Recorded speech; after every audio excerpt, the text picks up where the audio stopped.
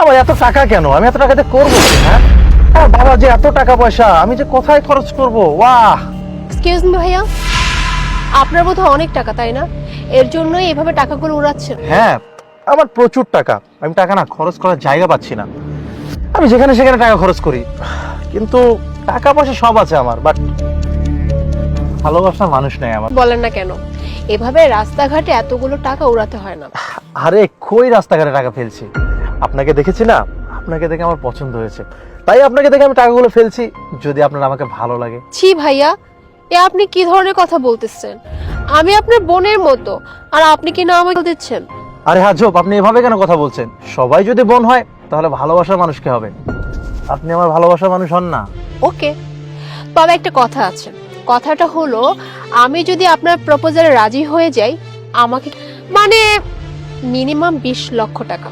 আরে সমস্যা নাই, আপনার যত টাকা প্রয়োজন আমি সব টাকা দেবো, কারণ আমার অনেক টাকা, আমার বাবার প্রচুর টাকা, আমি টাকা খরচ করার জায়গা পাই না। আপনাকে আমি 20 লাখ টাকাই দেবো, কিন্তু আপনার তার বিনিময়ে আমাকে 20 লাখ টাকা পরিমাণ ভালোবাসা দিতে হবে কিন্তু। ওকে দিব, তবে 20 লাখ টাকা কিন্তু চাই। রাজি? ওকে, তাহলে দাঁড়িয়ে আছেন কেন? গাড়িতে আসুন। ওকে।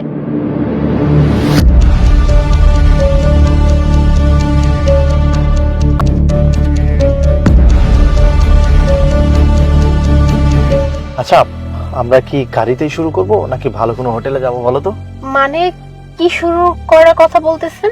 দেখো, তুমিও ছোট মানুষ না, আমিও ছোট মানুষ না। আমি টাকা উড়াইছি কি জন্য তোমাকে আমি বলেই দিয়েছি, যেহেতু ও আচ্ছা, একটা কথা জিজ্ঞেস করি।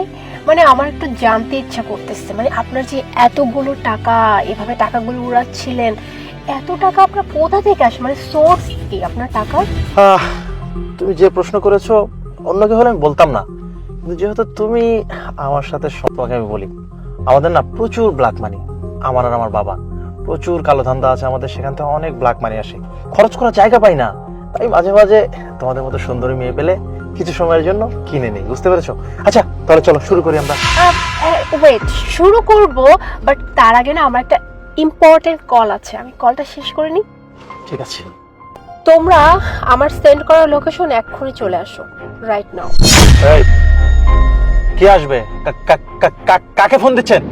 কাকে ফোন করেছি সেটা তো একটু পরেই জানতে পারবি। খুব শখ, মানে উড়িয়ে উড়িয়ে মেয়েদেরকে খুব সুন্দর করে গাড়ির মধ্যে নিয়ে এসে মজা করা, তাই না? ভালোবাসা দরকার তোকে, না আমি ভালোবাসা দিব, আর এমন ভালোবাসা দিব আর জীবনে ভালোবাসা পাওয়ার নাম নিতে পারবি না। বের হ, বের হ বলছি, বের হ, বের হ।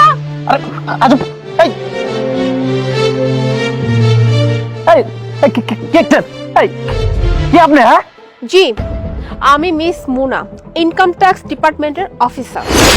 আমরা খুব ভালো করে জানতাম যে আপনার কাছে না অনেক ব্ল্যাক মানি আছে। পুলিশ অনেক দিন যাবত না আপনাকে খোঁজার ট্রাই করেছে, বাট কোনো প্রমাণ ছিল না। তাই তারা পরে পুলিশ এবং আমরা এই দুটা টিম মিলে এই সিঙ্ক অপারেশনটা করি। আর দেখেন, এই সিঙ্ক অপারেশনটা করার পরে আপনাকে কিভাবে হাতে নাতে ধরে ফেললাম।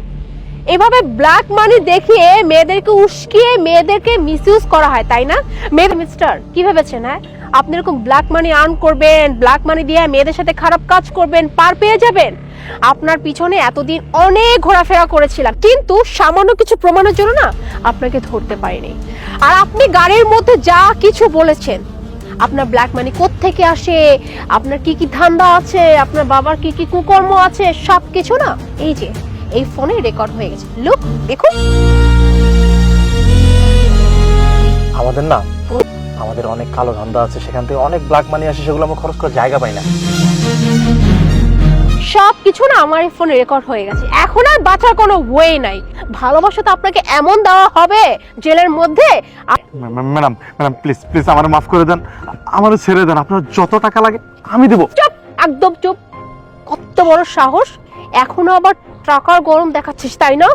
তোকে তো আমি ছাড়বো না, তোকে আমি এমন শাস্তি দিব জাস্ট তুই দেখিস। এই, আপনারা ওকে এক্ষুনি নিয়ে যান, নিয়ে এমন সব করার আর চিন্তাও না করতে পারে। জি ম্যাম, চল তোকে থানায় নিয়ে গিয়ে এমন পেদানি দেবো তোর বাপ দাদার নাম ভুলে যাবে। চল।